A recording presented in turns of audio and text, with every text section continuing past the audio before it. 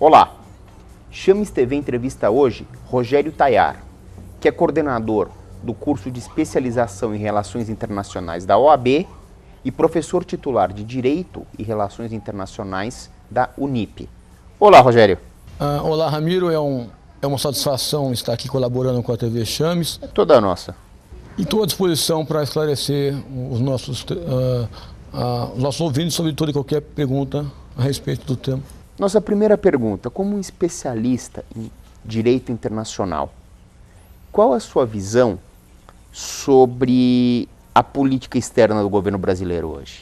Olha, Ramiro, o grande fator que marca a política externa do governo Lula é um total caráter ideológico que hoje marca de maneira bem profunda a política externa do atual governo Lula.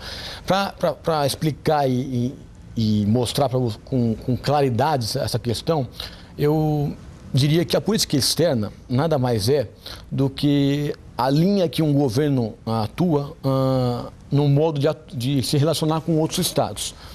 E a política externa que o Brasil deve se comportar, ela vem ditada pelo artigo 4º da Constituição Federal do Brasil, que estabelece os princípios regentes que o Brasil deve adotar nas suas relações diplomáticas.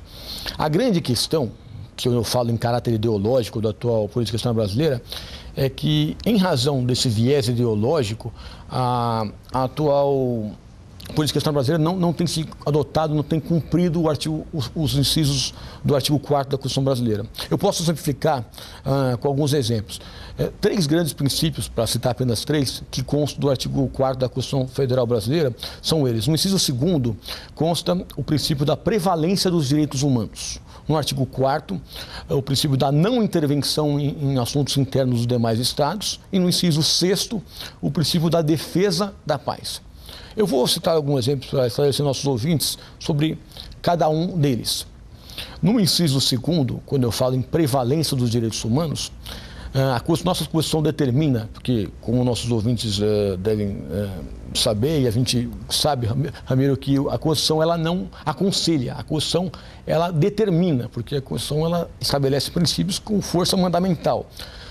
E a prevalência dos direitos humanos deve guiar a orientação da política externa brasileira. O que infelizmente tem ocorrido? O Brasil não tem cumprido fielmente esse princípio. Eu vou citar para você alguns exemplos. No atual Conselho de Direitos Humanos da ONU, o Brasil tem se omitido em votações importantes sobre graves violações que vários estados têm cometido. A ideia é que o Brasil colabore com esse estímulo de paz e não crie fontes de conflito. O episódio Zelaya marcou bem essa atuação do Brasil, de não cumprimento a essa questão, porque a questão do Zelaya pode discutir... Zelaya em Honduras. Exatamente, perfeito, o Zelaya em Honduras. O que ocorreu? A Suprema Corte hondurenha determinou que ele não era mais o presidente em razão de ele ter descumprido a Constituição hondurenha ao tentar estabelecer um plebiscito para se perpetuar no cargo. Houve uma decisão da Suprema Corte hondurenha para que ele fosse destituído do cargo. Óbvio que houve excessos. Jamais ele poderia ter sido extraditado, tirado do seu próprio país às 4 horas da manhã de pijama. Isso realmente foi um excesso. Só que houve um cumprimento de uma decisão judicial da Suprema Corte hondurenha. O que o Brasil fez? Ele era considerado presidente de direito pelo Brasil, então ele não poderia ser um asilado político, mas ele estava dentro da Embaixada Brasileira fazendo uma apologia e criando distúrbios políticos dentro da Embaixada Brasileira, o que isso não é permitido pela Convenção de Viena de Direitos dos Tratados e também pela Convenção de Caracas no âmbito americano. O que deveria ter sido feito? O Brasil não deveria ter se intrometido nessa questão e deveria ter remetido para a OEA, Organização dos Estados Americanos, que é a organização regional que deveria ter cuidado do caso. O Brasil, ao se intrometer numa questão interna determinada pela Suprema Corte hondurenha, não também respeitou o inciso 4º da Constituição Federal Brasileira, do artigo 4º da Constituição Federal Brasileira. E por último, o inciso 6º do artigo 4º da Constituição Federal Brasileira, quando fala que o Brasil tem como um dos seus princípios regentes nas suas relações internacionais o princípio da defesa da paz. Aqui, a grande questão é a questão que está nos jornais, é uma das matérias a matéria nuclear, para usar um termo até pleonástico, né? Usar um tema central da política externa mundial hoje, da pauta mundial, que é a questão do Irã, da nuclearização do Irã. O Brasil tem feito uma série de acenos positivos ao presidente Ahmadinejad, em total descompasso com a imensa maioria dos estados da sociedade internacional. Como você entende a questão nuclear iraniana? Os Estados Unidos fez uma revisão da sua política nuclear, com dois grandes propósitos. Quais são esses dois grandes propósitos?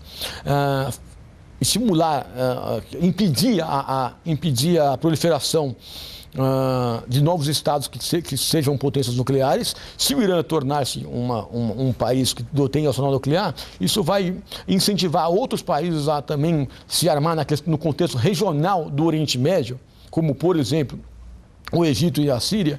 E justamente uma das intenções do mundo hoje inclusive nós vamos ter agora, em maio, uma revisão, um protocolo adicional, a assinatura de um protocolo adicional ao Tratado de Não Proliferação Nuclear, Ramiro. O que se pretende com isso? Se pretende dar maiores poderes para a agência da ONU, Agência Internacional de Energia Atômica da ONU, para que se impeça que novos países venham a deter a arsenal nuclear e, mais do que isso, que se reduza num processo gradual, mais constante, que os atuais países detentores de armas nucleares reduzam o seu arsenal nuclear.